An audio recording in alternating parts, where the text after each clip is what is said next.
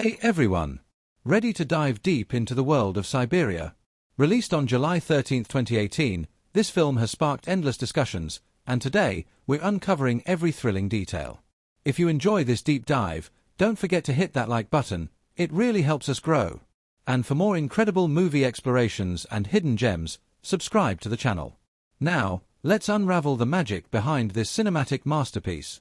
When Siberia arrived in theaters on the 13th of July, 2018, it came cloaked in the freezing breath of mystery and intrigue. It wasn't just another Keanu Reeves movie, it was something far more haunting, more intimate, and more complex. Against the backdrop of countless action-packed blockbusters and polished thrillers, Siberia dared to move slowly, to breathe heavily in the icy air, and to carve its place as a cold, brutal meditation on love, desperation, and survival.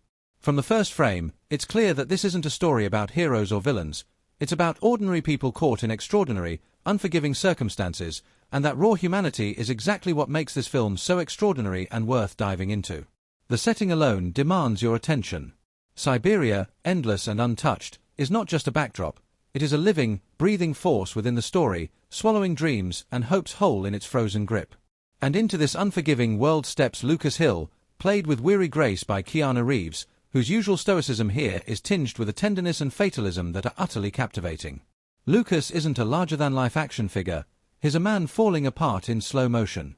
His business is diamonds, rare, precious blue stones that glint with the same cold beauty as the world he's navigating.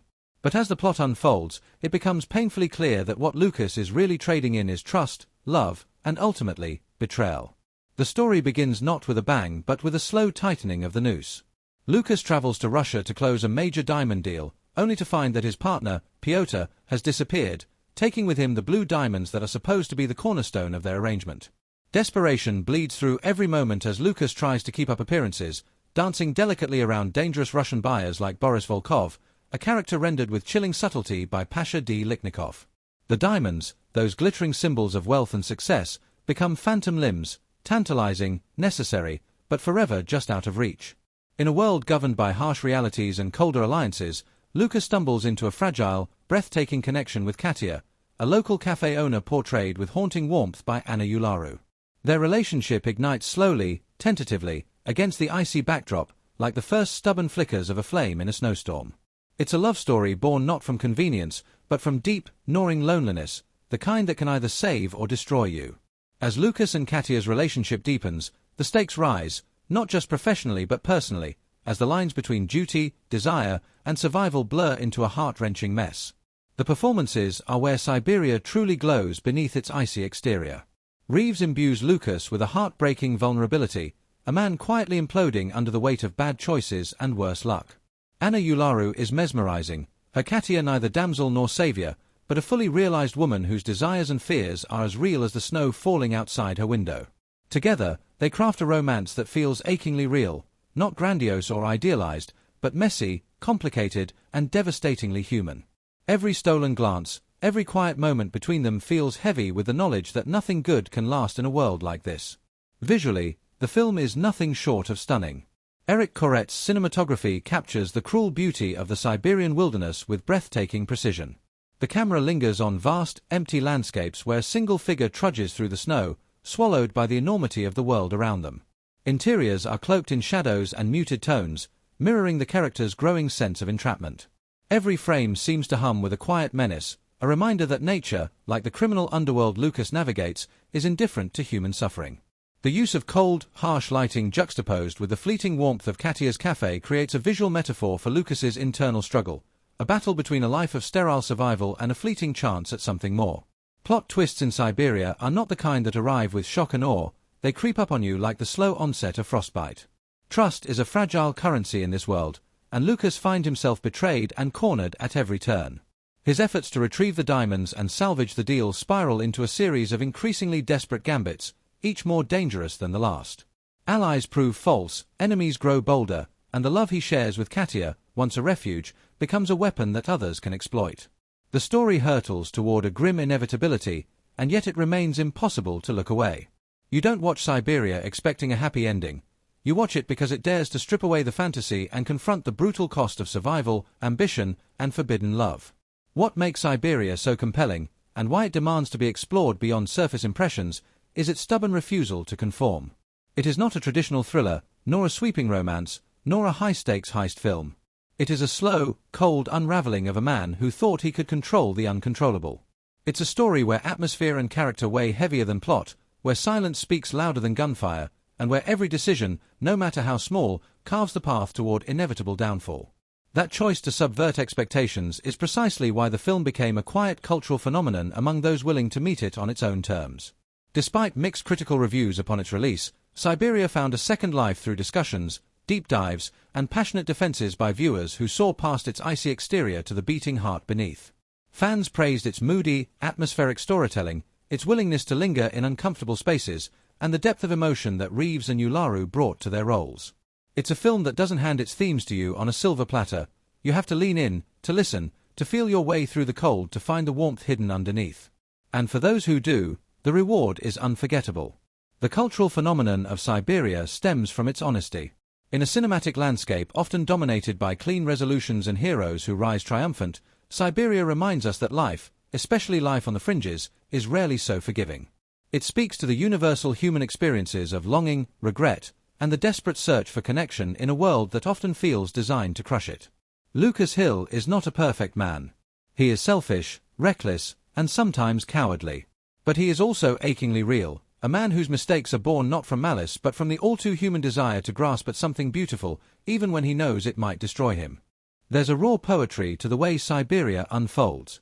The slow, relentless pacing mirrors the inexorable march of fate. The cold isn't just a physical reality, it's a metaphor for the emotional and moral landscapes the characters inhabit. Love, here, is not salvation, it is risk, it is vulnerability, it is the act of standing naked before the storm, knowing you may not survive.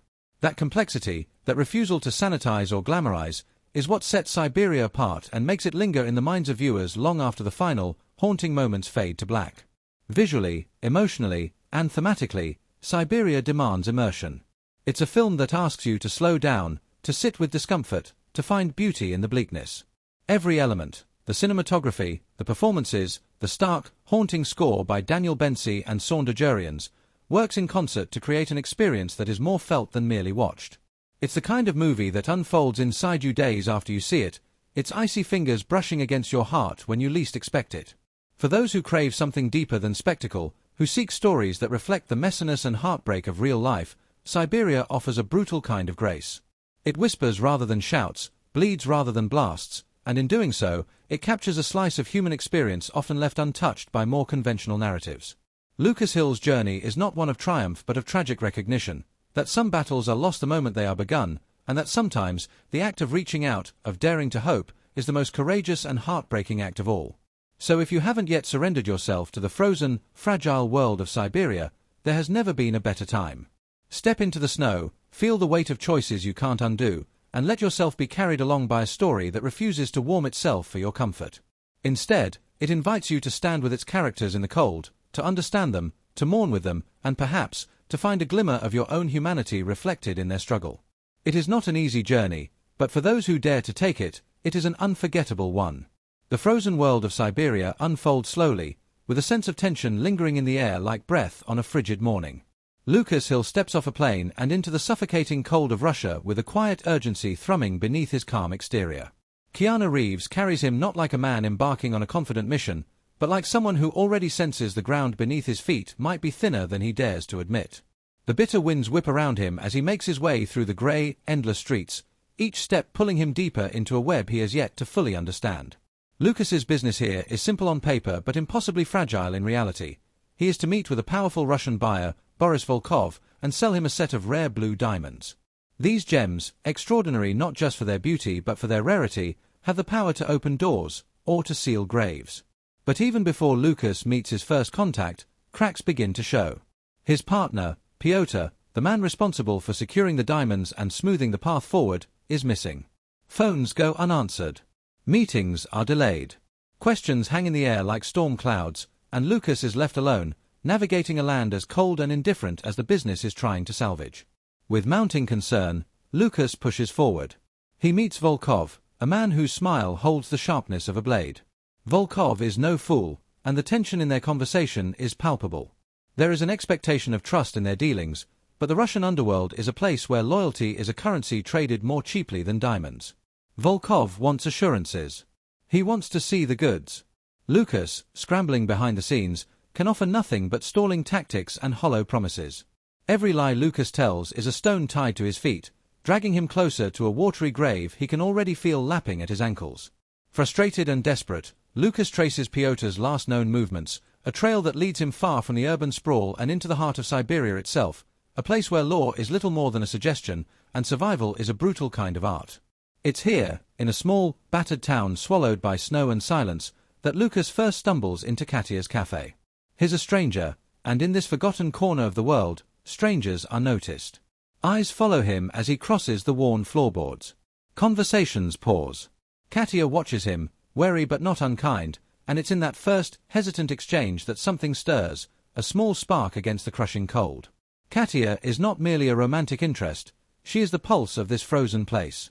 She knows its rhythms, its dangers, and its silence.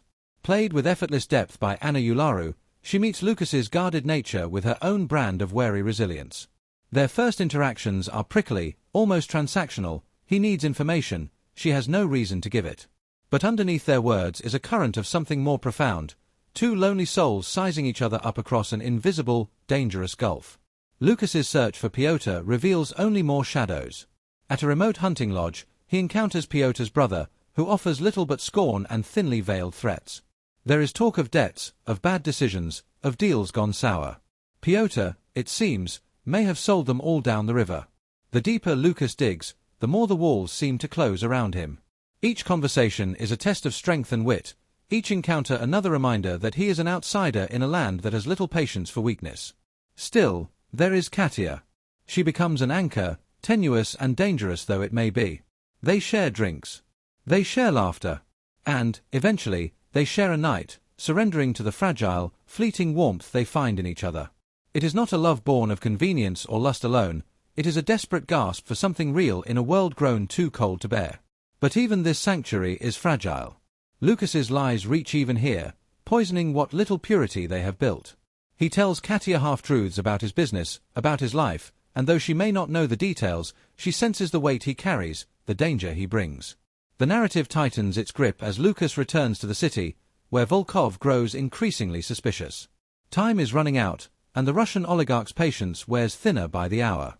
Lucas meets with Vincent, another shady diamond dealer played with oily charm by James Gracie, hoping to piece together a solution from fragments. Vincent offers him another batch of blue diamonds, but they are fake, high-quality counterfeits that might fool a casual buyer but never someone like Volkov. The temptation to pass them off anyway hovers dangerously in the air. Lucas weighs his options with a heavy heart. He knows that deception, once started, demands a brutal kind of commitment. Lucas's search for Pyotr reveals only more shadows. At a remote hunting lodge, he encounters Pyotr's brother, who offers little but scorn and thinly veiled threats. There is talk of debts, of bad decisions, of deals gone sour. Pyotr, it seems, may have sold them all down the river. The deeper Lucas digs, the more the walls seem to close around him. Each conversation is a test of strength and wit, each encounter another reminder that he is an outsider in a land that has little patience for weakness. Still, there is Katya. She becomes an anchor, tenuous and dangerous though it may be. They share drinks. They share laughter. And, eventually, they share a night, surrendering to the fragile, fleeting warmth they find in each other. It is not a love born of convenience or lust alone, it is a desperate gasp for something real in a world grown too cold to bear.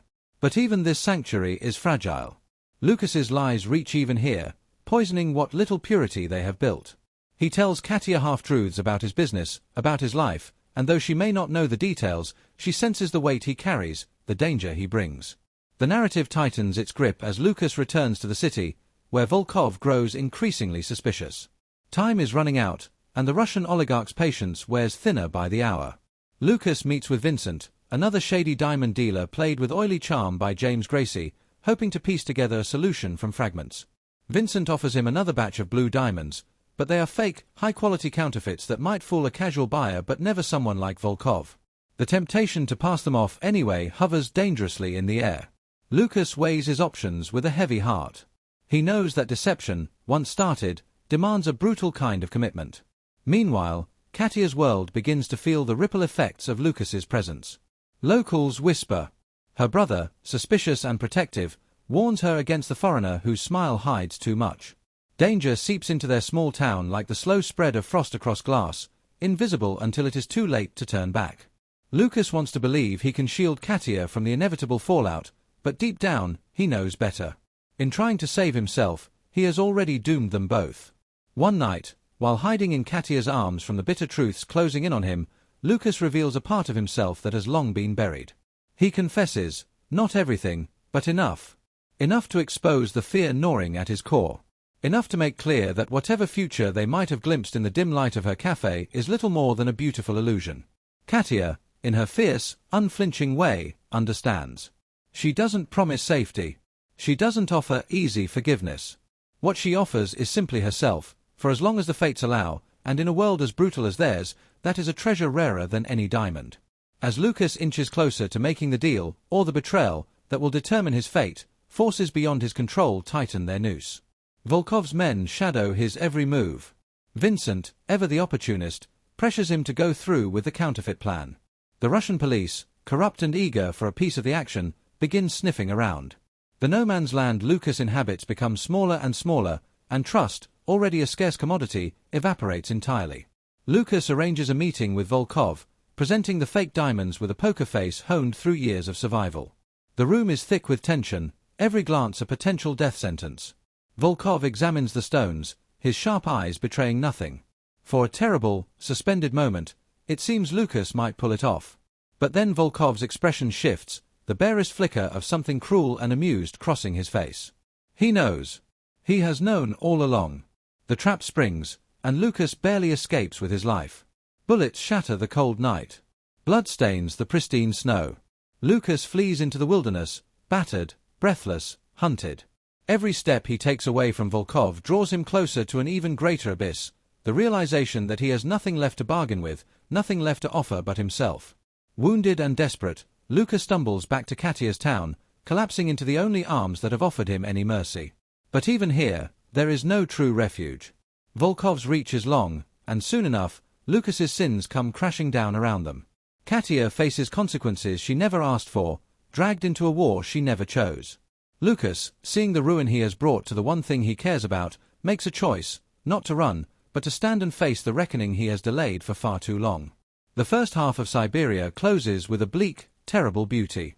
Lucas, once a man who believed he could outwit fate, now sees it coming for him with merciless inevitability. The frozen landscape mirrors his soul, stripped bare, battered, and unrelentingly cold. Yet even as the darkness gathers, a flicker of defiance remains. Lucas may not win, but he will not bow.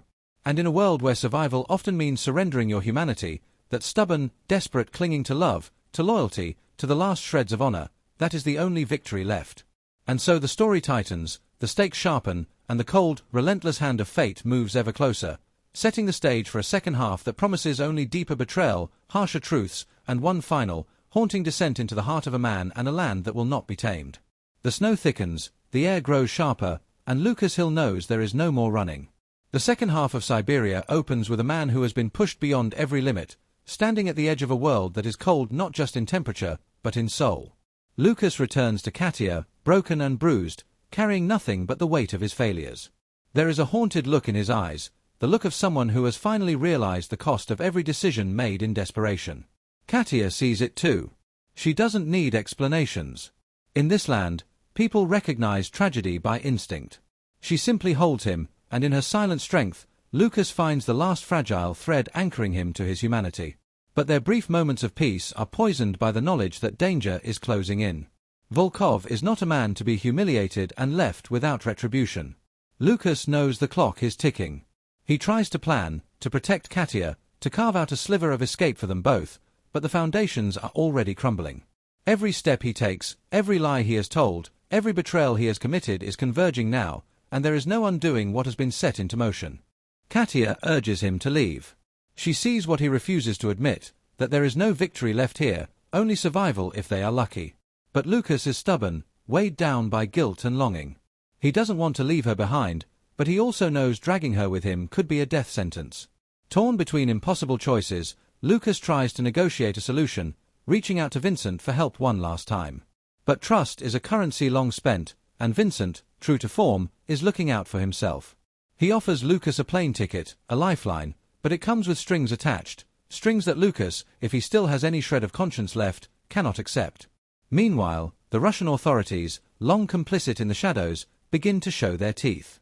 They are not here to administer justice, they are here to pick at the bones of the dying beast. Lucas becomes a pawn in a larger game he barely understands, used as leverage against Volkov, against rivals, against forces that care nothing for his life or Katya's. The betrayals stack higher. Allies turn into enemies. Options wither away. In a moment of quiet, desperate rebellion, Lucas and Katya make love again, but this time it feels different, less like an escape, more like a farewell. Every touch, every whispered word, is thick with the knowledge that tomorrow may never come. Their connection, fleeting and fragile, is the only thing that feels real amid the chaos. It is the purest moment of the film, heartbreaking in its inevitability, beautiful because it cannot last. With nowhere left to hide, Lucas arranges a final meeting with Volkov. He knows it is a trap. He knows there will be no bargaining, no clever play to turn the tables. Still, he goes, not because he believes he can win, but because running would be a worse betrayal than anything else he has done. He meets Volkov in a remote clearing, the snow blanketing the world in a deceiving stillness. The conversation between them is almost calm, two predators circling each other with the exhausted inevitability of animals who have fought too long and bled too much. Volkov, ever the predator, demands Lucas tell him where the real diamonds are. Lucas, cornered and unarmed, plays his last card. He confesses that there are no diamonds, that Pyotr betrayed them all, selling the originals elsewhere and leaving Lucas to mop up the disaster. Volkov listens, and in his cold eyes, there is no pity, no rage, only the chilling calculation of a man deciding how much pain he wants to inflict before the end. The violence, when it comes, is brutal and sudden. Volkov's men attack. Lucas fights back, driven not by hope but by sheer stubborn refusal to die quietly. The cinematography here pulls the audience into the chaos, the muffled sounds of gunfire, the stark flashes of blood against white snow, the desperate, ragged breathing of a man fighting for every last heartbeat. Lucas kills one, wounds another, but there are too many. He is captured, dragged bleeding through the snow, a trophy of his own hubris. They bring him back to Volkov, who delivers his verdict with chilling finality. There will be no mercy, no second chances. Lucas has crossed too many lines, burned too many bridges. His death is not just punishment, it is a message, a brutal reminder of who holds power in this frozen land. But fate, ever capricious, has one last twist in store. As Volkov's men prepare to execute Lucas, gunfire erupts from the tree line. It's Katya's brother and a few loyal friends, armed and desperate. They attack not out of love for Lucas, but out of fierce loyalty to Katya and a refusal to let outsiders dictate their fate. The rescue is messy, violent, chaotic. Lucas, half dead already, is yanked from the jaws of death one last time. They flee into the wilderness, a ragtag group of rebels hunted by a much larger, better-equipped force. The chase is relentless, stretching across frozen rivers, through dense, skeletal forests, across desolate plains where the cold itself seems eager to claim the survivors. Men fall. Blood stains the snow in widening circles. Lucas, wounded and feverish, begins to slip in and out of consciousness, haunted by visions of Katya, of Pyotr, of all the choices that led him here. Eventually, the group is cornered. They make a final stand in an abandoned shack, surrounded on all sides. Bullets splinter wood. Breath steams in the frozen air. The tension is unbearable. Lucas knows this is the end. There is no cavalry coming, no hidden escape route. All he can do now is fight until there is nothing left. And fight he does. In those final moments, Lucas Hill becomes something more than a diamond dealer, more than a liar or a fugitive. He becomes a man stripped down to his raw, aching soul, fighting not for money or survival, but for the last flicker of meaning in a world determined to snuff it out. He kills. He bleeds. He breaks. And slowly, inevitably, the walls close in. One by one, his allies fall. Katya's brother dies with a snarl on his lips and a bullet in his chest. Others are gunned down before they even have a chance to scream. Lucas fights his way outside, into the blinding white, and there, finally, Volkov is waiting. The final confrontation is brutal in its simplicity. No grand speeches. No second chances. Just two men shaped by a world of betrayal and violence, meeting their inevitable end. Lucas charges. Volkov shoots. The bullet catches Lucas in the gut, dropping him to his knees. But still he crawls forward, refusing to die lying down. With a final, desperate surge, Lucas tackles Volkov, dragging him down into the snow. The two men grapple, fists and teeth and blood staining the endless white. In the end, it is Lucas who drives a knife into Volkov's throat, ending the tyrant's reign with a grunt of exhausted fury. But victory is hollow. Lucas collapses beside him, the snow greedily drinking his blood, the sky overhead vast and pitiless. Katia finds him there. She cradles his head in her lap, her tears freezing on her cheeks. Lucas looks up at her, his vision blurring, his breath coming in ragged gasps. He tries to speak, but there are no words left. Everything he could have said has already been written in the choices he made, in the lives he touched and destroyed. In those final moments, Siberia strips away everything but the brutal, beautiful truth, that love, however fleeting, is the only thing worth fighting for. Lucas dies with Katia's face, filling his fading vision, a small, stubborn piece of warmth in an otherwise frozen world. The film closes on the endless expanse of snow, the silence stretching out like an unbroken scream. There are no easy resolutions, no neat endings. Only the cold, and the memory of a man who tried, however imperfectly, to find something real in a world that had long since forgotten how to feel. Siberia lingers in the mind not because of its action or its intrigue, but because of its aching humanity. It reminds us that even in the coldest, most ruthless corners of the world, the heart still beats, the soul still yearns, and love, however brief, however doomed, is still worth every sacrifice. Lucas Hill was never meant to be a hero. From the first frame, there's a restlessness to him, a man chasing something just out of reach, clinging to the illusion that one more deal, one more lie, might finally fill the emptiness gnawing at his soul. Keanu Reeves brings Lucas to life with a performance that whispers more than it shouts, a study in controlled desperation. His eyes carry the burden of countless regrets, his movements edged with tension even when he's smiling, making it clear that Lucas is a man forever on the run, not just from the people hunting him, but from himself. He is a merchant of rare things, yet the most precious thing he cannot seem to trade for is a second chance at redemption. Lucas arrives in Siberia chasing diamonds, but what is truly chasing is a fresh start. His motivations are layered, messy, painfully human. Beneath the facade of the slick trader is a man suffocating under the weight of bad decisions, hoping against reason that this frozen land might offer him absolution. It's not greed that drives him, it's a desperate longing to reclaim some version of himself before it's too late. Yet the deeper he wades into the icy underworld of betrayal and violence, the more he realizes that survival often demands the very compromises he was trying to escape. Katia, portrayed with aching vulnerability and fierce dignity by Anna Ularu, is not simply a love interest. She is the beating heart of Siberia, the still point in Lucas's storm. From the moment she appears, there's an unspoken understanding between them, a recognition of brokenness, of lives lived too close to the edge. Katia's strength is quiet but unyielding. She sees Lucas clearly, stripped of all the masks he wears for the world, and loves him not despite his flaws but because of them. She is rooted in a world that demands resilience, a survivor who has carved out a life of small joys in the face of overwhelming harshness. Their connection is immediate but never forced. It unfolds in stolen glances, tentative touches, and long, unguarded silences that speak louder than words. Through Katia, Lucas experiences something he hasn't felt in years, acceptance without expectation. But love, in Siberia, is never simple.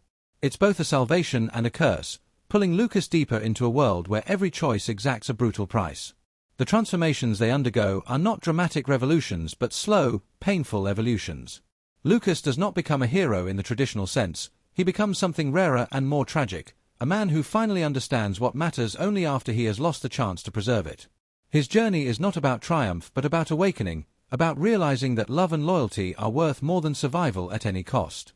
And Katia, for all her strength, is transformed too, allowing herself to hope, to believe in something fragile and beautiful even as the world around her conspires to crush it. Volkov, the cold and calculating antagonist, stands in stark contrast to Lucas and Katia. Brought chillingly to life by Pasha Lychnikoff, Volkov is the embodiment of a world where power is the only currency. He is not a villain in the traditional sense, he is simply a man who has fully adapted to the brutal ecosystem he inhabits. Volkov's motivations are clear and unrelenting: control, dominance, survival at the expense of others. In his cold pragmatism, he serves as a dark mirror to Lucas, a reminder of what Lucas could become if he allowed himself to be completely consumed by the world's cynicism. Volkov's menace lies not in bluster but in the quiet assurance with which he wields power. His presence looms over every frame, a constant reminder that in Siberia, mercy is weakness and trust is fatal. His interactions with Lucas are laced with a kind of perverse respect. Volkov recognizes the struggle within Lucas, even as he exploits it ruthlessly. Their dynamic crackles with tension, two predators circling, each aware that only one can ultimately survive. Supporting characters swirl around this central triangle, each adding layers of meaning and texture to the story. Vincent, Lucas's supposed business partner played by James Gracie, is a study in self-interest masked as friendship. Vincent is the slick operator Lucas once aspired to be, but his betrayal underscores a brutal truth. In the diamond trade, loyalty is a liability.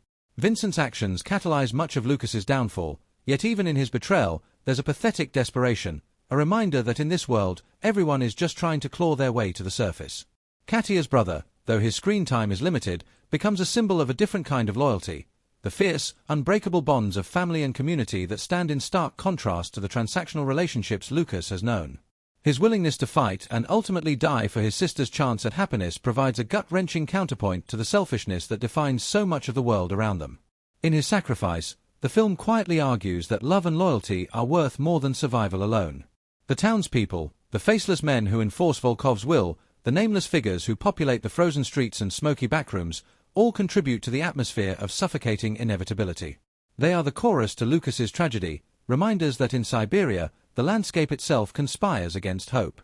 Yet amid this desolation, small acts of kindness, a drink shared, a warning given, a shelter offered, hint at the stubborn humanity that persists even in the harshest conditions. Every performance in Siberia is calibrated to serve this larger tapestry of desperation and fleeting grace. Keanu Reeves, known so often for his stoic heroes, here delivers a performance that is hauntingly raw. His Lucas is not invincible, he is painfully, tragically human. Reeves allows the cracks to show, the uncertainty, the fear, the crushing weight of regret, making Lucas's final stand all the more devastating because we have come to understand just how much he wanted and how little he was ever going to have. Anna Ularu's Katia is a revelation. She embodies resilience without bitterness, tenderness without naivety. In a lesser film, she might have been relegated to the sidelines, a simple prize for the hero to win. But here, Katia is a full, complicated person, whose choices and sacrifices carry as much weight as Lucas's own. Her love is not a weakness but a rebellion, a stubborn refusal to let the world strip away her capacity for hope. Even the minor characters, fleeting as their appearances may be, are imbued with a sense of lived-in reality. Each face is weathered by the cold, each glance laden with unspoken histories. The performances weave together to create a world that feels crushingly real, a place where every kindness is a small miracle and every betrayal is another step toward oblivion. As the story hurtles toward its inevitable conclusion, the transformations of these characters land with devastating impact. Lucas, who once believed he could outsmart fate, comes to accept that some debts cannot be outrun. Katia, who risked everything on the fragile hope of a better life, must face the brutal aftermath of that hope. And Volkov, the architect of so much destruction, meets an end that is fittingly brutal and empty, his death echoing into the endless silence of the frozen wilderness. In the end, Siberia leaves us with characters who feel less like fictional creations and more like echoes of real souls battered by forces beyond their control. Their struggles, their small victories and crushing defeats, linger long after the credits roll, a testament to the film's quiet power. In a world that demands numbness, they dared to feel. In a land that demanded loyalty only to survival, they chose love. And in a place where every story seemed destined to end in despair, they managed, however briefly, to carve out something real, something worth remembering. There's a certain chill that seeps into the bones while watching Siberia, not just from the frostbitten landscapes but from the layers beneath the surface, the secrets hidden in plain sight. This film is not built on explosive reveals or flashing neon signs, it's constructed like a slow-burning puzzle, with each frame offering a clue to those willing to look closer, to listen carefully to the silences between words and the spaces between actions. The very first moments of the movie set the tone for the labyrinth Lucas Hill will have to navigate. In the brief glimpse of his flight into Russia, we see a small, seemingly innocuous shot of a snow globe clutched by a child in the seat across the aisle. It's easy to dismiss, a simple background detail. Yet the snow globe becomes an early, silent metaphor for Lucas's fate, trapped in a beautiful, deadly world, tossed around by forces beyond his control. It's a delicate piece of visual foreshadowing that only resonates fully as the story spirals toward its bleak conclusion, mirroring Lucas's own entrapment in a frozen dream he cannot escape. The diamond trade itself is rich with symbolic undertones, woven subtly throughout the narrative. Lucas's quest for the perfect deal, the purest stone, is less about wealth and more about seeking something untarnished in a world so thoroughly corrupted. Diamonds, in their cold perfection, represent the illusions he chases: clarity, control, salvation. But just like the fake blue diamond central to the plot, much of what Lucas believes to be real is nothing more than a well-crafted lie. Every transaction, every handshake, every promise he encounters is another crack in the illusion, another reminder that nothing in this world is truly without flaw. Lucas's relationship with Katia is painted with echoes of old Russian folklore, particularly the figure of the snow maiden, Snegirovka, a being of ice who longs to experience love but melts away when exposed to genuine passion. While never mentioned outright, the parallels are undeniable. Katia, like the snow maiden, offers Lucas a glimpse of warmth, of real connection, but their bond is doomed from the start, too fragile to survive the brutal realities closing in around them. Their stolen moments together are shot in ways that heighten this ephemeral quality, the warm glow of interior lights clashing against the endless, white wasteland outside, suggesting a cocoon that can never last. Every encounter with Volkov brims with unspoken references to the harsh codes of loyalty and betrayal that govern the criminal underworld. In one chilling early scene, Volkov offers Lucas a glass of vodka in a gesture of hospitality. Yet those familiar with Russian customs know that accepting such a drink from a powerful figure is never casual. It's a symbolic act of submission, a quiet acknowledgement that you are now within their power.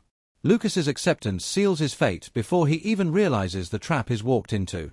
There's another beautifully grim piece of foreshadowing tucked into the seemingly mundane scenes at Katia's cafe.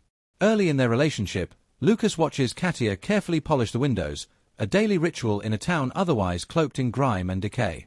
It feels domestic, comforting. But in Russian tradition, washing windows has a dual meaning, an act performed before major life changes, often before death.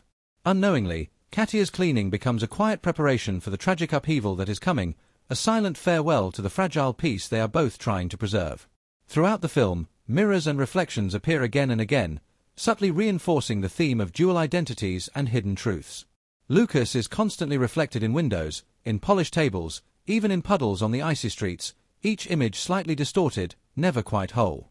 It's as if the film is reminding us, and him, that he is a man split in two, the confident trader everyone sees, and the desperate soul clawing for redemption underneath.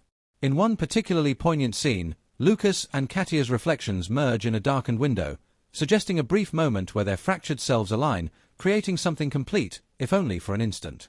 The soundtrack, too, is a quiet conspirator in the film's network of hidden meanings.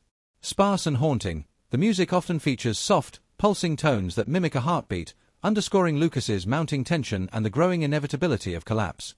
At times, the score subtly incorporates traditional Russian folk motifs, distorted almost beyond recognition, creating a sonic landscape where familiarity is twisted into something eerie and threatening, mirroring Lucas's experience in a land that feels both inviting and hostile.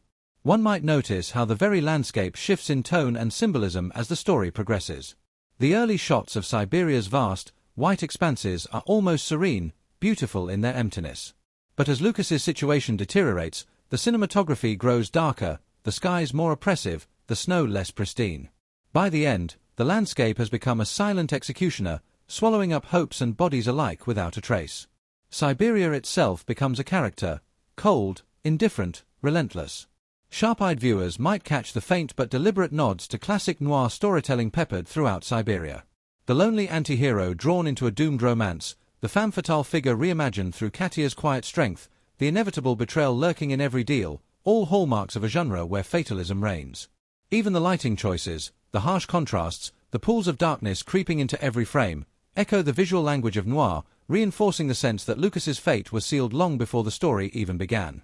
There are playful Easter eggs tucked away, too, for those paying attention. Lucas's hotel room number, 214, matches the number of a suite in Dostoevsky's novel The Gambler, a tale about risk, obsession, and self-destruction, themes that Siberia explores with chilling precision. It's a sly literary wink that hints at the deeper currents running beneath the surface narrative, connecting Lucas's journey to a long tradition of doomed gamblers who bet everything on one last impossible hand. Even Lucas's alias when dealing with Volkov carries hidden weight. He uses the name Jameson, a nod not only to the Irish whiskey that becomes a recurring comfort and crutch throughout the film but also to Jameson's association with resilience and survival against the odds, a dark joke given how little chance Lucas truly has. It's another reminder that in Siberia, every small choice, every careless word, carries consequences far beyond what the characters realize. There's an eerie, almost prophetic moment when Katia and Lucas lie in bed, speaking of dreams and possibilities, a fleeting fantasy of a life lived elsewhere, untouched by the cold reality pressing in around them. The camera lingers on a small, battered map pinned to the wall, highlighting a thin line tracing a path southward. It's a visual promise of escape, of freedom. But that path remains just that, a line on a map, an unreachable hope. The map becomes a quiet symbol of all the dreams deferred, all the lives that could have been, if only the world were kinder. In the final confrontation with Volkov, a sharp viewer might notice the faint outline of a wolf painted on the wall behind the gangster's chair, barely visible in the dim light. In Russian folklore, the wolf is a creature of cunning and survival, but also of isolation and tragedy. The image's placement behind Volkov seems almost like a shadow of his own nature, a predator who ultimately finds himself just as alone and doomed as those he hunts. Even the ending, brutal and abrupt as it is, contains hidden echoes for those attuned to the film's rhythms.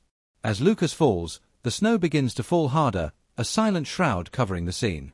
It mirrors the way forgotten bodies are swallowed by the endless winter in countless Russian tales, lost but never truly erased. And if you listen carefully, you might catch the faintest return of that heartbeat-like pulse in the score, slowing, stuttering, fading, until only the cold silence remains. Siberia does not shout its secrets. It whispers them, trusting that those who care enough to look will find a richer, darker, more resonant story hidden within its icy embrace.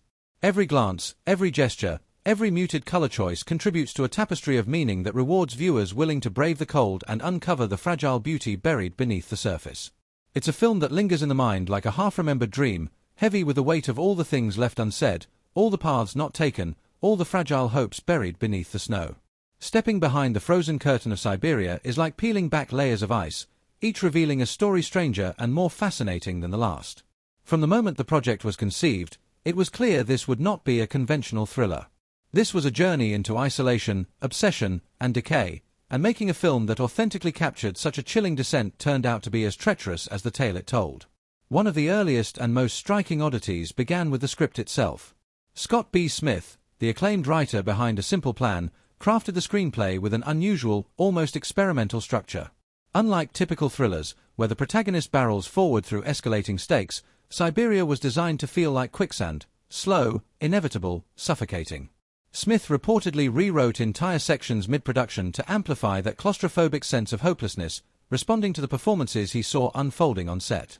What resulted was a script that lived and breathed, evolving in real time, much like Lucas's own crumbling sense of control. Keanu Reeves, stepping into the role of Lucas Hill, brought his own brand of intensity to the production, but what many don't realize is just how deeply he immersed himself in the bleakness of Lucas's world. Reeves famously prefers to do his own stunts, but for Siberia, the challenge wasn't flashy action, it was emotional endurance. Filming in actual sub-zero conditions in Winnipeg, Canada, standing in for the Russian tundra, Reeves often refused the comforts typically afforded to lead actors. While the crew huddled in heated tents between takes, Reeves would stay out in the cold, pacing, keeping himself physically and mentally submerged in Lucas's mounting desperation. The result is a performance that feels not just acted but lived, a man slowly freezing from the inside out. The production faced surreal challenges thanks to their choice of location. Winnipeg, already known for its brutal winters, delivered an even harsher season than expected. Temperatures plunged to nearly -30°C, with wind chills that could cause frostbite in minutes. Equipment malfunctioned constantly, cameras froze, lenses cracked, batteries drained within minutes. In some particularly punishing scenes, the crew had to rotate out every 15 minutes just to prevent hypothermia. There are stories of actors delivering entire monologues while their breath crystallized visibly in the air, their skin reddening with the bite of real, merciless cold. Authenticity was not just a goal, it was an unavoidable reality. Amid these hardships, strange moments of beauty surfaced. During a key scene shot on a frozen river, a natural phenomenon occurred that no one could have planned. As Keanu Reeves walked across the ice, distant cracks echoed like thunder, deep rumbles that rolled beneath their feet. The sounds, eerie and primal, found their way into the final sound mix, adding an organic layer of dread that no amount of post-production could have manufactured. It was as if the land itself was participating in Lucas's unraveling. Another fascinating behind-the-scenes quirk involved the blue diamonds at the heart of the plot. In reality, creating convincing replicas of flawless blue diamonds is no small task. The props department collaborated with expert jewelers to craft stones so precise that even trained gemologists had to do a double take. These weren't simple plastic stand-ins, They were intricate creations of cubic zirconia and specially treated sapphires, each cut to catch the light in exactly the right way. Several of these prop diamonds mysteriously vanished during the shoot, leading to joking suspicions that someone on set had made off with the movie's precious MacGuffins. Whether they were misplaced or spirited away remains an unsolved mystery, adding another small enigma to Siberia's legend.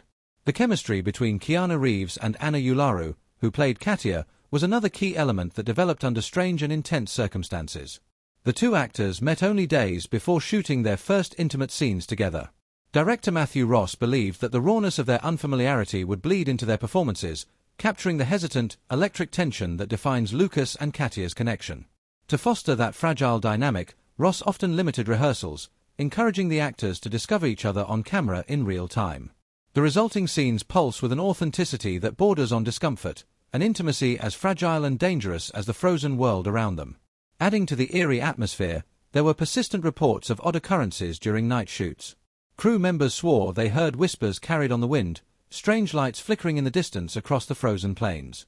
One night, a heavy snowstorm stranded several cast and crew miles away from the main camp, forcing them to huddle together inside their transport vans for hours, listening to the howling winds and wondering if they'd become real-life echoes of their own film's trapped, desperate characters.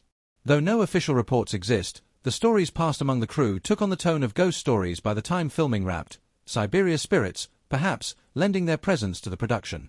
Not all the strangeness was atmospheric. Behind the camera, creative disagreements flared, particularly over how much violence and bleakness the final cut should showcase. Some producers pushed for a tighter, faster-paced thriller, worried that audiences would lose patience with the slow-burn structure. But Ross, along with Reeves's vocal support, fought to preserve the film's suffocating pace, insisting that the sense of inevitable doom was the entire point. These tensions reportedly led to heated arguments in the editing suite, with entire sequences being recut and then restored again before the team arrived at the grim final version that hit theaters. And speaking of theaters, the movie's release was itself tinged with controversy. Siberia opened during a transitional period in Reeves's career, caught between his critical resurgence with John Wick and the full-blown keenescence that would follow. Many critics and audiences, expecting another action-driven performance, were blindsided by Siberia's grim, meditative tone. The marketing struggled to find the right audience, and the film became something of a cult oddity, a work that didn't fit neatly into any one genre box. Yet for those who resonated with its stark beauty and quiet tragedy, Siberia became a hidden treasure, a cold flame burning fiercely in the shadow of more commercial projects. One of the stranger, lesser-known pieces of trivia concerns Reeves's insistence on learning conversational Russian for the role. Though the script only called for him to deliver a few lines in Russian, Reeves reportedly spent months working with a dialect coach, determined to ensure his accent and intonation would ring true. It's a dedication that barely surfaces on screen. Most of his Russian lines are brief, almost throwaway moments, but it's emblematic of Reeves's meticulous approach, a testament to the invisible work that gives his performance its quiet gravity. Even the costumes tell stories few viewers might notice. Lucas's wardrobe subtly degrades over the course of the film, not just in condition, but in symbolism. Early on, he wears tailored, almost luxurious coats and scarves, signaling control and professionalism. As his situation deteriorates, the clothing grows rougher, heavier, more utilitarian, culminating in him wearing a thick, shapeless parka that all but swallows him whole. It's a visual reflection of Lucas's transformation from sleek operator to desperate survivor, buried under the crushing weight of his own decisions. And in perhaps the strangest twist of all, the frozen town where much of the film takes place became something of a tourist attraction after Siberia's release. Fans of the film, drawn by its bleak beauty, tracked down the filming locations in Winnipeg and surrounding areas, posing for photos outside the cafes and frozen rivers where Lucas and Katia's doomed love story unfolded. It's a surreal legacy for a film so steeped in isolation and despair, to inspire pilgrimages from those seeking to stand in its haunting footprints. In the end, the story of making Siberia mirrors the story it tells, a journey into an unforgiving landscape, driven by desperate hope, marked by betrayal, haunted by beauty, and shaped by forces beyond any one person's control. It's a reminder that sometimes the most gripping stories aren't just what happens on the screen, but the strange, wonderful, and often chilling tales that happen when cameras stop rolling, and all that remains is the frozen wind and the stubborn spark of those determined to capture something real against impossible odds. When reflecting on Siberia, certain moments rise like jagged peaks out of a frozen landscape, moments that linger long after the final frame, haunting viewers with their stark beauty, their emotional brutality, their quiet, devastating truths. These scenes, stitched seamlessly into the film's slow, unraveling fabric, are what give Siberia its jagged, unforgettable soul, and what invite deeper contemplation from anyone willing to brave the coldness it so unapologetically offers. One of the film's earliest key moments unfolds when Lucas Hill first steps into the remote Russian town and meets Katya for the first time. On the surface, the interaction seems almost mundane, a weary foreigner asking for help at a local cafe. But there's an undercurrent to the scene, a crackle of something unspoken. Keanu Reeves and Anna Ularu play it with such natural restraint that the tension builds invisibly, like ice forming slowly over water. It's a crucial turning point not because of what is said, but because of what remains unsaid, setting the stage for their doomed entanglement. The cinematography here, muted and washed out, mirrors Lucas's internal desolation, while the faint flicker of warmth between the two characters teases the only real solace he may find in an otherwise collapsing world. Another pivotal sequence comes when Lucas discovers that the deal over the infamous blue diamonds has begun to sour. Sitting in a cold, dimly lit room with Boris Volkov's men, Lucas is confronted with an unspoken but undeniable truth: he is no longer in control. This moment is special not because it erupts into violence, though the threat of violence hangs heavy in the air, but because it doesn't. Instead, it simmers, forces Lucas and the audience alike to sit in the discomfort of shifting power dynamics. The tension is unbearable precisely because it is so still, so trapped. This scene draws attention to one of Siberia's most daring choices: its refusal to deliver easy thrills. Instead, it leans into the dread, the suffocating inevitability of loss, and demands the viewer to sit with it. As the film trudges deeper into emotional isolation, the hotel scene between Lucas and Katya marks a profound emotional crescendo. Their physical intimacy is raw, clumsy, desperate, far from the glossy passion of typical cinema romance. It feels almost invasive to watch, a collision of need rather than a merging of souls. What makes this scene particularly impactful is its ambiguity. Are they seeking love? Comfort? Simply a momentary escape from the suffocating pressure closing in around them? The film refuses to answer, letting the question gnaw at the audience. This emotional honesty, this refusal to romanticize broken people seeking refuge in each other's arms, is a thematic cornerstone of Siberia, a mirror to Lucas's own crumbling identity. One cannot overlook the scene where Lucas, sitting in the tiny cafe once again, speaks with Katya about running away together. The snow falling gently outside, the slight tremor in his voice, the way Katya's eyes seem to already mourn a future she knows they can never have, it's a masterclass in restrained storytelling. Here, Siberia reveals its most tragic truth, that sometimes love is not enough. No matter how desperately Lucas clings to this fragile thread of hope, the weight of his choices, the cold reality of the world he's entangled in, will not yield. This scene is not loud, it is not violent, but it shatters the heart with its quiet inevitability. The way the camera lingers just a little too long on Katya's face as she looks away says more than any dialogue could. A different but equally significant moment occurs during Lucas's interactions with the Russian authorities. Being tailed, cornered, questioned, it's a constant cat-and-mouse game, but the brilliance lies in how the film refuses to make it thrilling in a conventional sense. Instead of sleek espionage tropes, Siberia offers suffocation, paranoia, a sense that every choice Lucas makes only tightens the noose around his neck. The subtle shifts in Reeves's performance, his growing hesitations, the tiny flickers of fear breaking through his stoic exterior, draw viewers deeper into his unraveling psyche. The audience becomes complicit in his downfall, trapped alongside him with no clean escape route in sight. One of the film's most visually and emotionally stunning moments comes near the end, in the bitter, blinding snowscapes that dominate the final act. Lucas trudging through the endless white, small and broken against the vast, merciless backdrop, captures the essence of the entire film in a single image. He is a man out of time, out of place, undone not by dramatic betrayal or a single fatal mistake, but by the slow erosion of hope. Every footstep seems heavier than the last, as though the very land itself is trying to swallow him whole. The symbolism here is unmistakable, and yet it's delivered without heavy-handedness. The audience is left to feel the weight rather than being told what it means. And then, of course, there is the climax, messy, brutal, and deeply unglamorous. The shootout that erupts feels chaotic, desperate, far from the clean, choreographed violence of standard action fare. It is fast, disorienting, over almost before it begins, and it leaves only devastation in its wake. Katya's fate, Lucas's fate, it all unfolds not with a triumphant bang, but with a devastating whimper. There's no victory here, only loss, and the film dares to let the final moment sit heavy in the chest, unresolved, unforgiving. The snow swallows everything, leaving the audience as stranded and hollow as Lucas himself. Critical reception of these key moments has been as polarized as the film itself. Some critics admired Siberia's bleak authenticity, its refusal to conform to genre expectations. They praised the film's willingness to let silence, stillness, and despair take center stage. Others found it frustrating, slow, even punishing. And perhaps that's part of the point. Siberia is not a film designed to please everyone. It is a stark portrait of a man's dissolution, offered without apology, without compromise. Audience reactions reflect this divide. For some, the final scenes were a gut punch, an emotional payoff that felt brutally honest, true to the story's core.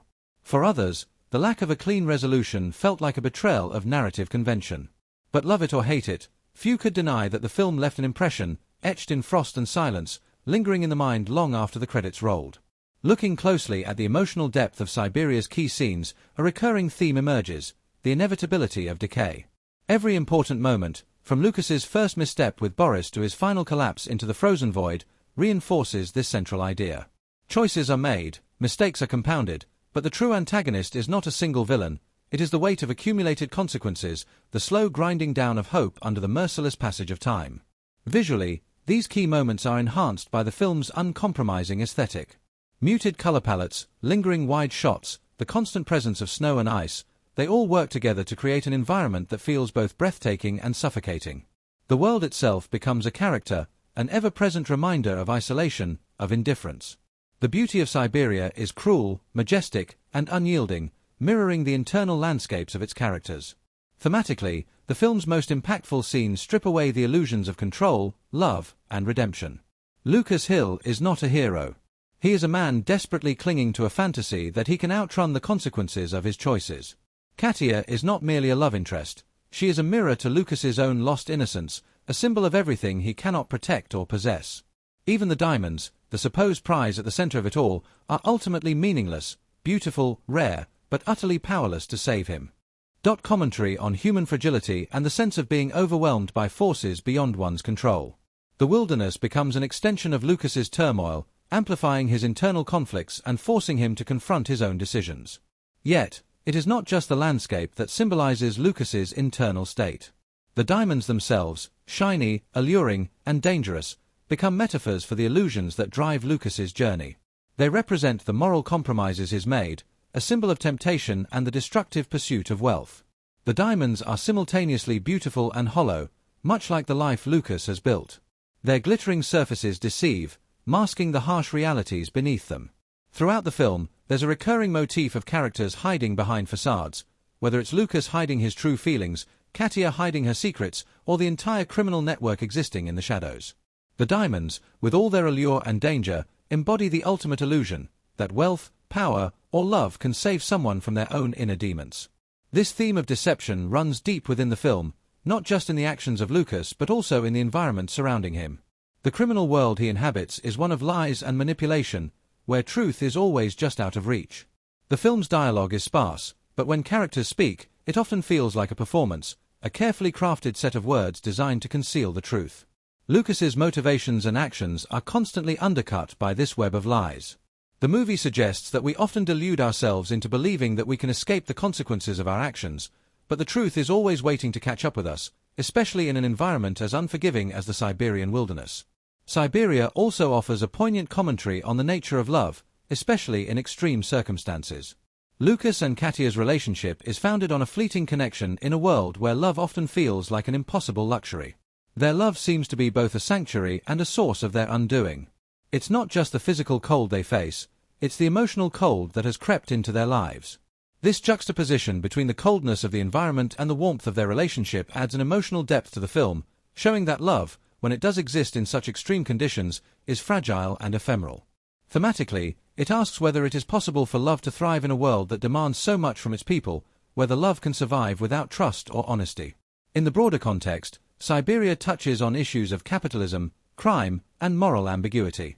The criminal underworld Lucas finds himself entangled in is a reflection of a larger societal issue, one where individuals are driven by the pursuit of wealth and power at any cost.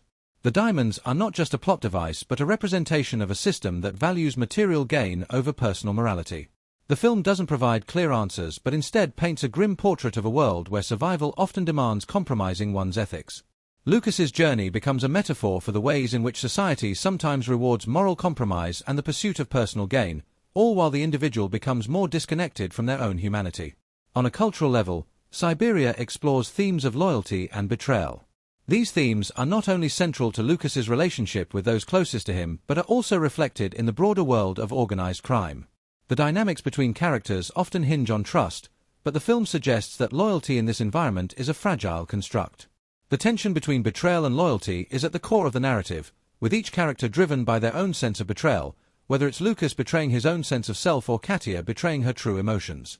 In the world of Siberia, loyalty becomes a currency that is hard to trade, often leading to destruction when it is either demanded or broken. At a societal level, Siberia also functions as a critique of global capitalism's dehumanizing effects. The film portrays a world where people are often seen as commodities, and where ambition and greed drive people to make choices that distance them from their humanity.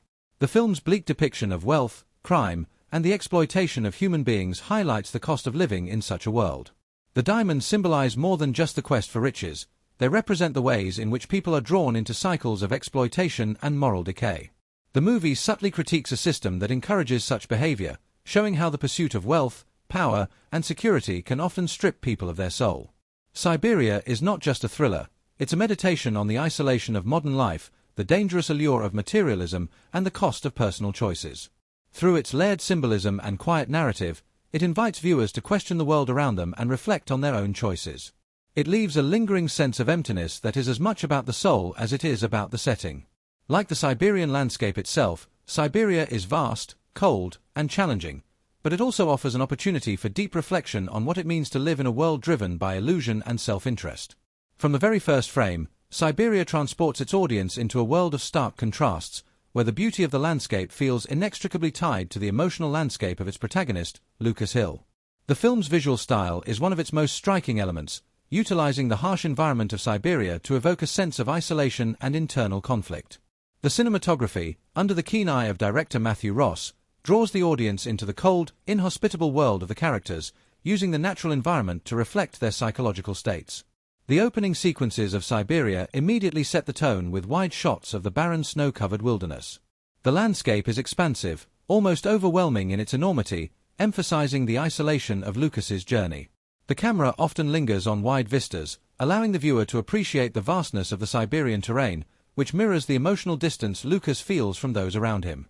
The snow, cold and unyielding, becomes a character in itself, shaping the mood of the film and acting as a silent witness to Lucas's unraveling. In these moments, the cinematography is contemplative, not rushing through the scenes, but instead allowing space for the viewer to soak in the isolation and emotional weight. The framing in Siberia often draws attention to the isolation of the characters, using long shots and lingering frames to communicate the solitude they experience. Lucas is frequently placed in the center of the frame, surrounded by a vast emptiness, a visual representation of his internal struggle. The film's frequent use of close-ups also serves to draw the audience closer to Lucas, inviting them to experience his inner turmoil and the weight of his decisions. These intimate shots allow the viewer to feel the tension in his face as he navigates the moral and emotional complexity of his life, creating an intense connection to the character. The lighting in Siberia is equally important in establishing mood and tone. The stark, natural light of the Siberian landscape contrasts with the dimly lit interiors where much of the emotional drama unfolds. In these indoor scenes, light is often minimal, casting long shadows that evoke a sense of mystery and foreboding. The interplay of light and shadow creates a palpable tension, reflecting the duality of Lucas's existence, caught between the cold, external world and the internal darkness that he can't escape. The muted color palette further enhances this sense of desolation, with grays and whites dominating the visuals, underscoring the bleakness of both the environment and Lucas's emotional state. The editing in Siberia is deliberate and measured, maintaining a pace that matches the slow burn of the film's narrative. The transitions between scenes are often fluid, with cuts that feel more like a natural progression rather than abrupt shifts. The film doesn't rely on quick edits or fast-paced action sequences to tell its story. Instead, it allows the moments to breathe, giving the viewer time to absorb the tension and the emotional gravity of each scene. This slow pacing, combined with the sparse dialogue, forces the audience to engage more deeply with the film's atmosphere and the subtle nuances in the performances. It's a technique that immerses the viewer in the world of Siberia, where time feels suspended and every moment is laden with significance. One of the most effective aspects of the film's editing is its use of flashbacks, which offer glimpses into Lucas's past and the decisions that have led him to this point. These flashbacks are seamlessly integrated into the narrative, often appearing in a way that feels natural and unforced. They are not merely a device for exposition but serve as emotional touchstones that allow the audience to understand Lucas's psychological state. The blurred, fragmented nature of these memories adds to the sense of disorientation that Lucas feels, further blurring the line between past and present, reality and memory. This narrative technique enhances the film's exploration of regret and self-deception, showing how the past is always with us, influencing our every decision. The sound design in Siberia plays a crucial role in shaping the viewer's experience. The film makes minimal use of traditional music, instead opting for a more atmospheric approach that relies on the sounds of the environment to create mood. The wind howling through the snow, the crunch of footsteps in the ice, and the silence of the wilderness all contribute to the film's immersive soundscape. These sounds evoke a sense of emptiness and isolation, emphasizing the emotional distance between the characters and their surroundings. In moments of tension, the silence can be deafening, amplifying the unease and discomfort of the situation. In contrast, the rare moments of music are sparse and haunting, with a minimalistic score that highlights the emotional undercurrent of the film. The music doesn't dominate but complements the visuals, often creeping into the background during key moments to subtly underscore the gravity of the scene. The music itself is often melancholic and atmospheric, using slow, drawn-out notes that mirror the film's pacing and tone. The score is not overtly dramatic, but rather, it quietly amplifies the internal emotions of the characters. The music swells during moments of emotional intensity, adding a layer of depth to the scenes without ever overwhelming them. This restraint in both sound design and music serves the film's larger thematic goals, allowing the audience to focus on the emotional and psychological weight of the narrative without being distracted by unnecessary embellishments. In terms of stylistic choices, director Matthew Ross's vision is unmistakable in Siberia. The film's deliberate pacing, sparse dialogue, and emphasis on atmosphere are all hallmarks of Ross's approach to storytelling. He prioritizes mood and feeling over traditional narrative structures, allowing the visual and auditory elements to guide the emotional experience. Ross doesn't rely on flashy cinematography or overly stylized shots to make an impact. Instead, he uses the natural world as a mirror to the emotional landscape of his characters. The cold, barren expanse of Siberia is not just a backdrop but an integral part of the story, shaping both the characters and their journeys. Ross's decision to keep much of the film's action grounded in realism further enhances the authenticity of the experience. The film's gritty, realistic aesthetic contrasts with the more stylized portrayals of crime and thrillers, giving Siberia a grounded quality that makes the characters' struggles feel more immediate and real. The quiet, contemplative moments are just as important as the more dramatic scenes, and Ross's ability to balance these elements is one of the film's greatest strengths. Moreover, Ross's choice to keep the dialogue minimal adds to the film's sense of emotional restraint. Much of the tension in Siberia comes from what is left unsaid, with characters often communicating more through their expressions and actions than through words.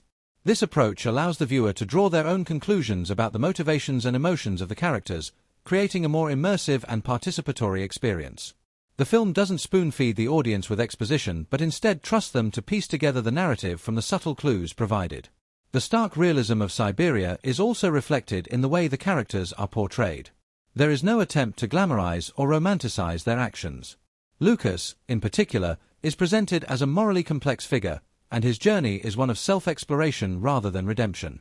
The film's emphasis on the emotional weight of his decisions, rather than on traditional plot-driven motivations, reflects Ross's desire to explore the complexities of the human experience in an unforgiving world. The director's vision extends beyond just the visual and auditory elements of the film.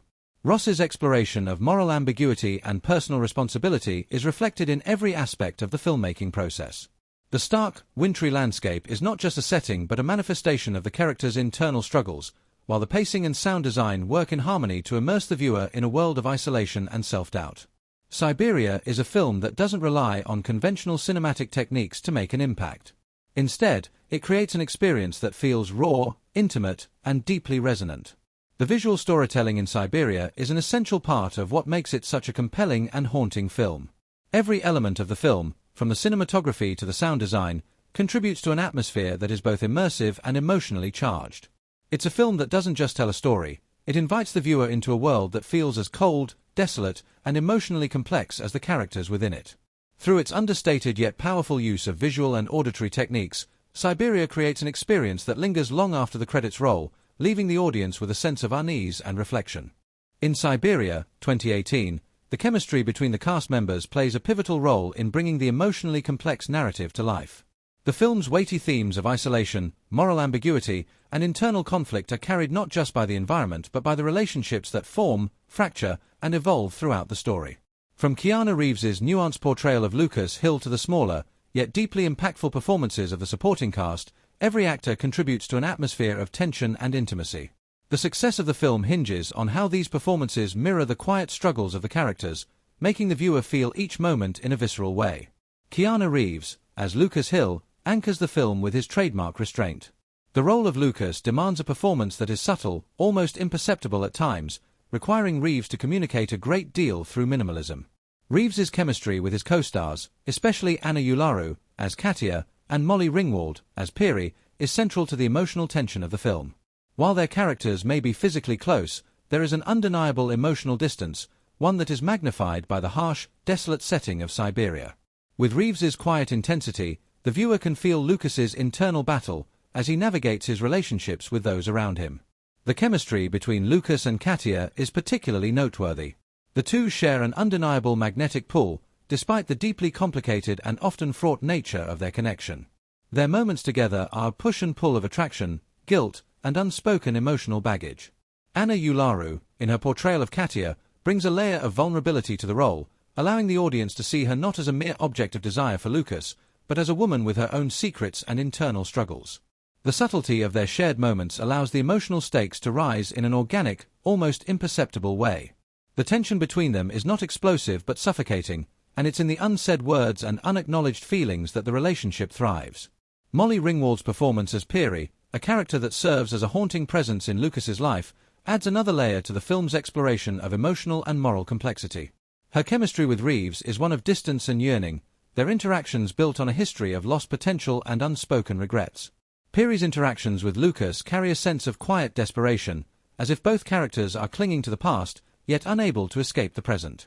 This unspoken bond between them, which is explored through sparse dialogue and shared silences, heightens the film's tension. Ringwald's ability to communicate the fragility of her character adds to the sense of longing that permeates the film. Her presence in Lucas's life acts as a catalyst for his deeper self-examination, forcing him to confront both his past mistakes and his current choices. Behind the scenes, the dynamics between the actors were pivotal in shaping the film's tone. The cast was required to immerse themselves in the emotionally taxing world of the film, often working in extreme conditions that mirrored the harsh environment their characters inhabited. The set was as much a character in the story as the actors themselves, with the remote and unforgiving nature of Siberia influencing every aspect of the production. The actors spoke frequently about how the harsh conditions heightened their connection to the story, with many of them feeling an authentic sense of isolation and discomfort that translated into their performances. Reeves, in particular, found that the physical challenges of working in such a remote location heightened his emotional connection to the character of Lucas.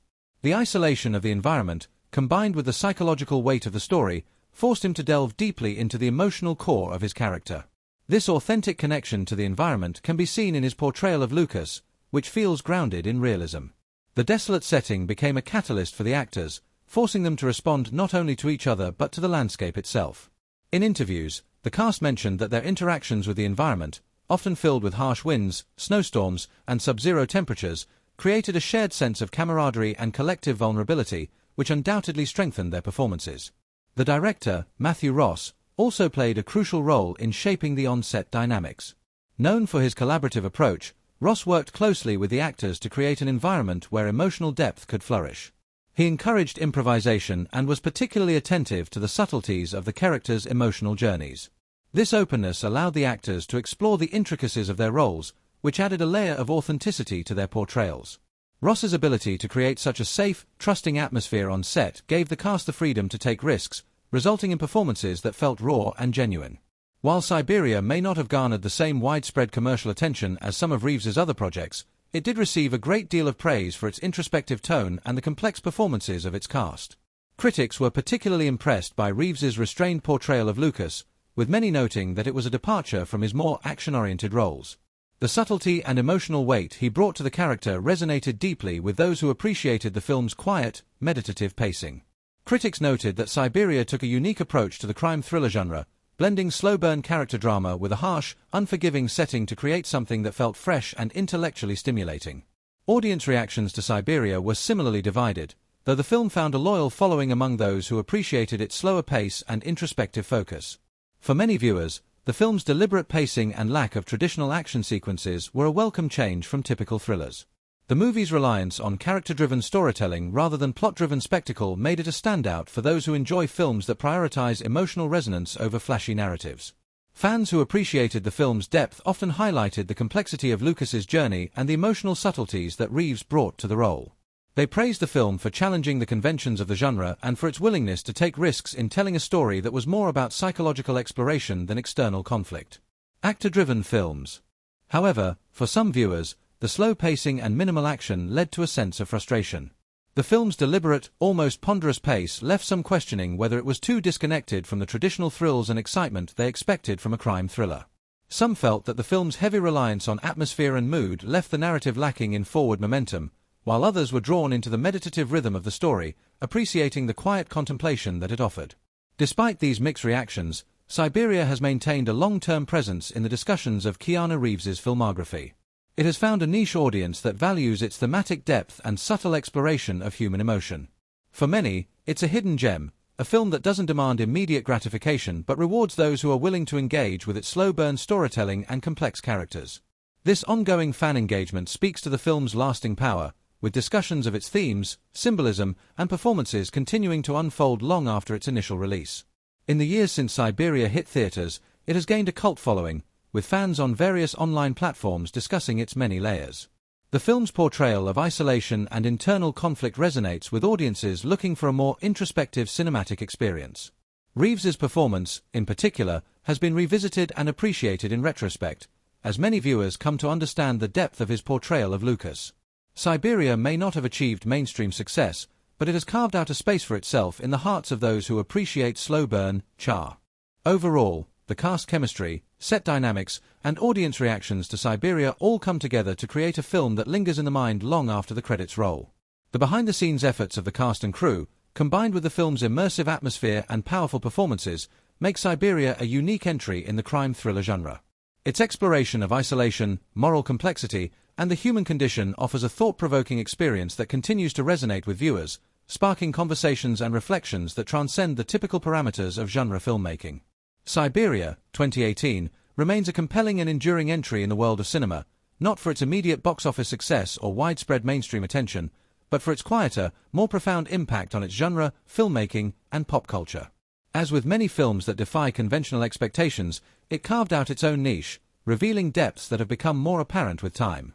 It didn't follow the traditional route of big-budget action or high-octane thrills. Instead, it ventured into the domain of introspective storytelling, creating a space for nuanced character-driven drama. And in doing so, it subtly reshaped the crime thriller genre while leaving a distinct mark on audiences and critics alike. The first layer of Siberia's legacy lies in its subtle but effective influence on the crime thriller genre. At a time when audiences were accustomed to fast-paced, plot-driven narratives that demanded quick resolutions, Siberia bucked the trend. The film's slow-burn approach, its heavy reliance on atmosphere, and its focus on psychological depth rather than external conflict challenged genre conventions. Where traditional thrillers typically rely on high-stakes action and suspense, Siberia offered an alternative, a narrative that unfolds at a deliberate pace, exploring the emotional intricacies of its protagonist and his moral struggles. The film's exploration of isolation, regret, and human frailty gave the genre a new direction, allowing it to tap into a more reflective, cerebral space. In this way, Siberia became part of a wave of films that shifted the genre from surface-level thrills to emotional exploration. But it's not just in how Siberia redefined its genre that it left an imprint, it also pushed the boundaries of filmmaking in subtle yet powerful ways. The film's location and atmosphere were as much a character as the people in the story, and its desolate, snowbound backdrop became the perfect mirror for the emotional and psychological isolation experienced by the characters. The decision to shoot in remote Siberia, with its stark, haunting landscape, enhanced the narrative's themes and created an intense, almost suffocating atmosphere. The natural beauty of the barren tundra reflected the characters' internal voids, turning the setting into a visual metaphor that spoke volumes without uttering a single word. The decision to incorporate these elements into the film reflected a deliberate shift in filmmaking techniques, where environment, silence, and internal conflict are given equal, if not more, importance than plot and dialogue. Moreover, the technical aspects of the film, including its cinematography, were integral in solidifying its legacy. The film's visual style, carefully composed and immaculately framed, enhanced the somber and reflective tone. Cinematographer Mikhail P. Richards' attention to detail in capturing the cold, isolated landscape lent the film an undeniable weight, while also grounding its internal emotional landscape in a visual context that felt almost tangible. The minimalist approach to the narrative, aided by these visual choices, helped to reinforce the film's broader message about existential loneliness and the complexity of the human experience.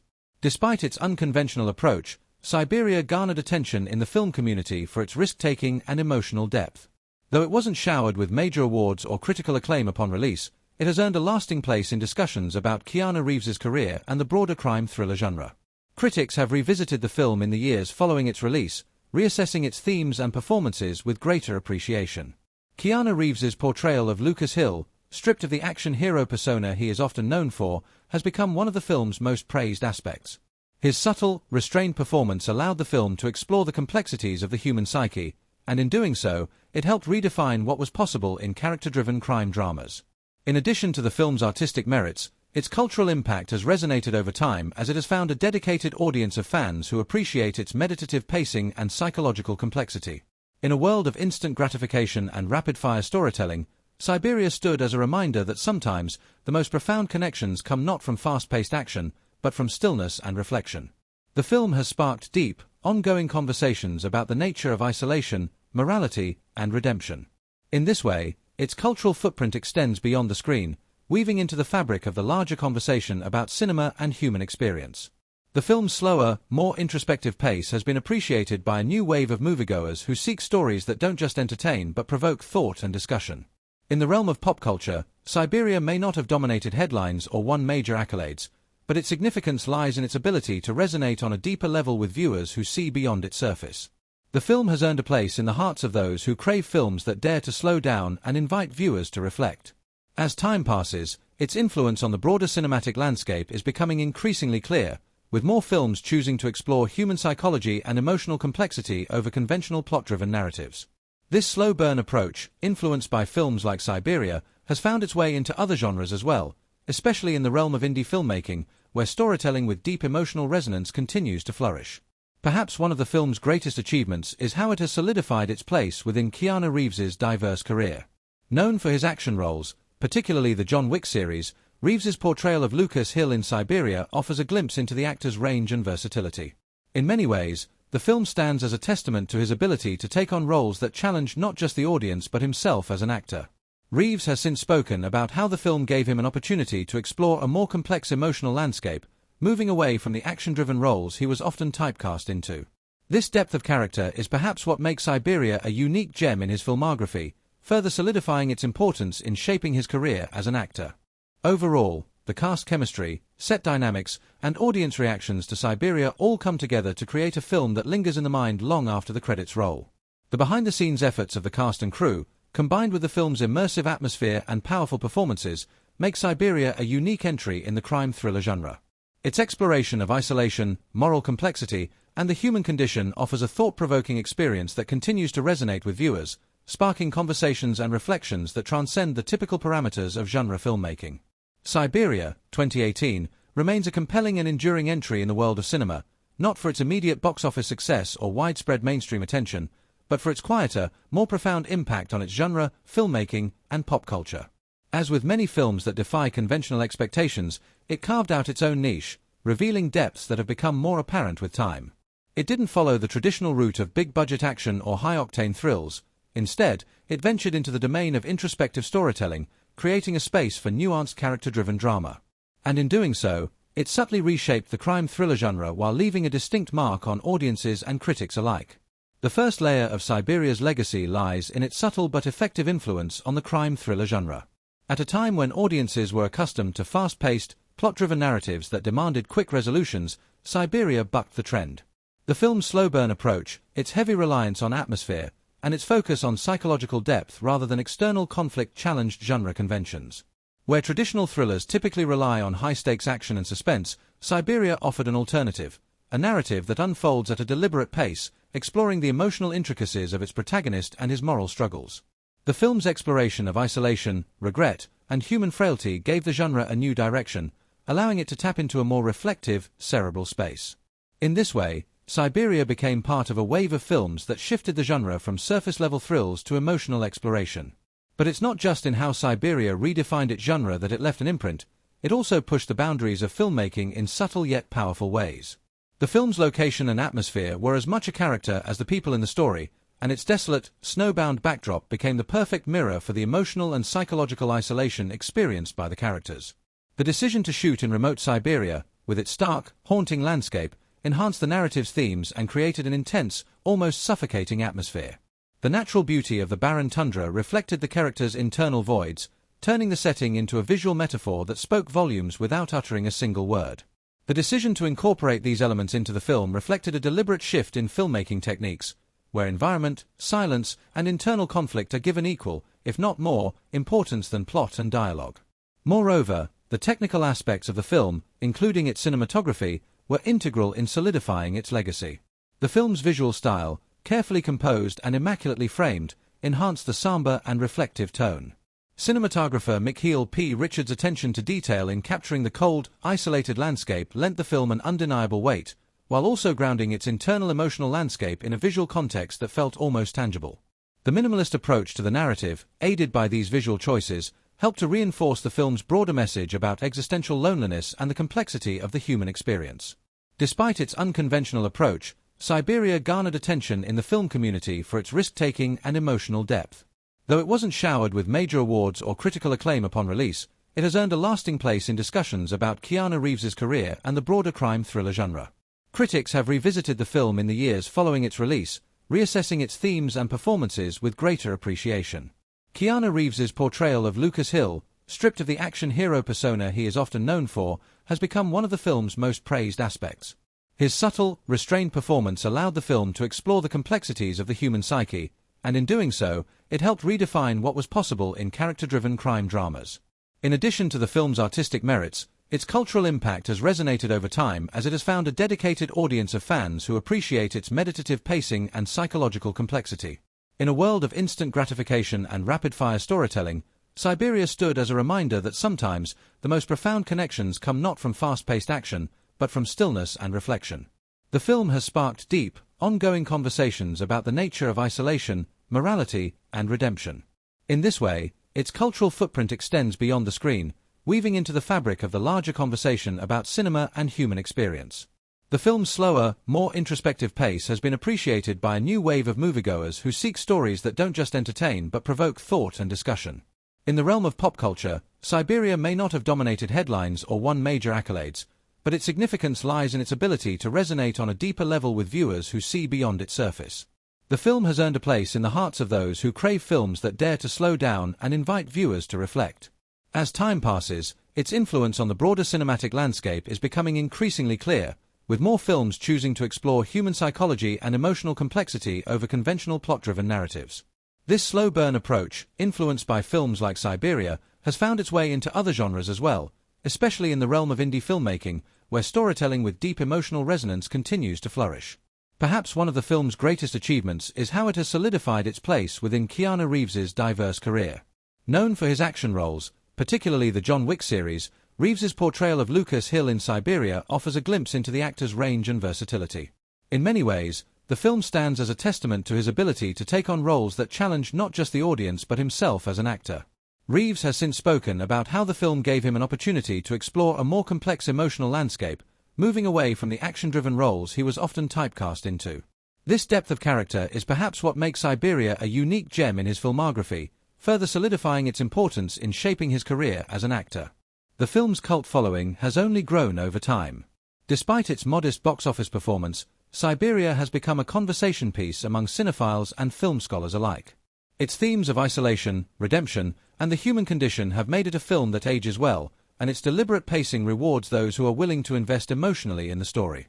Over time, Siberia has been embraced as a quietly profound film that rewards patience and emotional engagement. It's a film that doesn't hand its meaning to the viewer on a silver platter but instead invites them to dig deeper, to feel the silence, and to experience the internal struggles of its characters. In terms of awards and critical reception, while Siberia did not sweep the major categories at international film festivals, its quiet power did not go unnoticed. It has earned praise for its atmospheric direction, standout performances, and its refreshingly unconventional approach to the crime thriller genre. The film has inspired a wave of discussions on online forums and film review platforms, with many citing its unique tone and approach as a fresh take on an often overdone genre.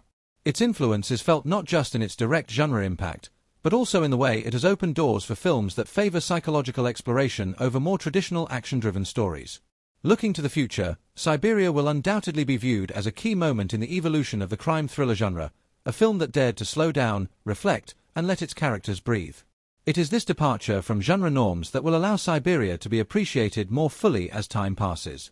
It is a film that will stand as a testament to the power of subtlety in cinema, proving that the most significant impacts are sometimes made not through loud explosions and dramatic turns but through quiet, contemplative storytelling that lingers long after the final frame. In the grand arc of cinema, Siberia is the kind of film that becomes more valuable as it ages, a quiet masterpiece that challenges the viewer to look beyond surface-level expectations and dig into the heart of what makes us human. And in that sense, it will always remain significant, not for the attention it garnered upon release, but for the emotional resonance and intellectual depth it leaves behind. As we reflect on Siberia, 2018, it becomes evident why this film stands out in a crowded cinematic landscape. While it may not have been a mainstream hit upon its initial release, it quietly carved out its own place in the world of cinema, and its lasting impact is undeniable. It's a movie that transcends genre conventions, choosing to explore the complexities of isolation, identity, and redemption over the typical fast-paced thrills and plot-driven narratives. The film's deliberate pacing, subtle yet powerful performances, and atmospheric setting create an experience that invites deep reflection rather than simply passive consumption. At the heart of Siberia is the character of Lucas Hill, brought to life by the ever-versatile Keanu Reeves. His portrayal of a man torn between the ghosts of his past and the tangled mess of his present is both understated and haunting. In a career defined by action-packed roles, Reeves steps into uncharted territory with a performance that is at once raw, introspective, and deeply emotional. It's a character that doesn't demand your sympathy but instead quietly earns it through the gradual unraveling of his story. The film's setting, set against the desolate, snow-bound landscape of Siberia, also plays a pivotal role in its narrative. The cold, barren environment mirrors the emotional desolation of its protagonist, creating a visual metaphor for the isolation and internal conflict at the heart of the story. Every scene in the icy tundra feels imbued with weight, reflecting the harshness of Lucas's journey, both external and internal. It's a stark, unforgiving backdrop that reinforces the themes of isolation and existential struggle, becoming as much a part of the story as the characters themselves. In terms of its filmmaking, Siberia is a masterclass in subtlety. Cinematographer Mikhail P. Richards' lensing captures the quiet beauty of Siberia's wilderness, elevating the film's meditative pace. The cinematography is deliberate, each frame composed with care to reflect the emotional undercurrent of the story. In its stillness, the film's visuals speak volumes, echoing the tension between Lucas's outward composure and the turmoil within. The slow pace, paired with the deliberate use of sound design and music, allows for a more introspective, immersive experience that demands the viewer's full engagement. It's a film that isn't in a rush to tell its story. Instead, it lets its moments breathe, forcing the audience to sit with the characters' emotions, their conflicts, and their choices. Thematically, the film operates on a level that speaks to the universal human experience. It deals with the struggle for redemption, the complexities of love and loss, and the isolation that often accompanies a fractured identity. The film doesn't offer easy answers but invites viewers to grapple with its themes on a personal level. It questions what it means to confront one's past, to face the consequences of one's choices, and to find meaning in the aftermath. It is this depth that has made Siberia a film that resonates with audiences on a deeper level. While the story might not unfold with the typical dramatic highs and lows, it is precisely the quiet, emotional moments that leave a lasting impression. And perhaps one of the most remarkable aspects of Siberia is its quiet legacy. While it didn't take the world by storm upon its release, the film has slowly earned its place in the pantheon of films that endure well beyond their initial reception. Over time, its quiet power has been recognized by cinephiles, critics, and audiences alike. It is a film that challenges conventions, rewards patient viewers, and offers a meditation on human nature in a way few films can. For those willing to invest in its slower pace and reflective atmosphere, Siberia reveals a depth that many other thrillers fail to capture. In the years since its release, Siberia has come to be seen as a unique gem in Keanu Reeves' filmography, a film that steps away from the action-packed roles for which he is best known and gives him the space to explore a character who is every bit as complex as the icy terrain in which he's trapped. It's a performance that proves Reeves' versatility, reminding audiences that he is more than just an action star. In many ways, Siberia will be remembered as one of his most quietly profound performances, a testament to his ability to convey a range of emotions with restraint and subtlety. The movie also carved out a space for the crime thriller genre to expand its boundaries. While other films in the genre have focused on external conflicts and dramatic action, Siberia chooses to zoom in on the internal battles of its protagonist. It's a film about emotional turmoil, guilt, and the struggle to find redemption, a sharp departure from the typical genre fare. This unique approach has inspired other filmmakers to take similar risks, exploring the psychological aspects of crime and punishment, identity, and the human condition. In this way, Siberia has left a lasting mark on the genre, encouraging a shift toward more introspective and character-driven storytelling. The cultural impact of Siberia continues to grow. Its reserved, reflective approach to storytelling has found a dedicated fanbase that appreciates the movie's emotional depth and complexity. It's a film that may not have made a huge splash upon its initial release, but over time, its significance has grown. In a landscape filled with loud, fast-paced blockbusters, Siberia stands as a reminder of the power of slow, meditative storytelling. It proves that not every film needs to be a high-octane thrill ride to leave a lasting impact. Sometimes, the quietest films have the loudest echoes. In closing, Siberia is a film that demands to be experienced. It's a movie that takes its time, asks its audience to reflect on the human experience, and rewards those who stick with it. It may not have garnered the accolades it deserves upon its release, but as time goes on, its legacy will only continue to grow. It's a film that challenges its viewers, invites introspection, and leaves an emotional imprint long after the credits roll. And for that, it will always remain significant. If you loved this breakdown, give the video a thumbs up and subscribe for more deep dives into the world of cinema. Let's keep exploring movies together.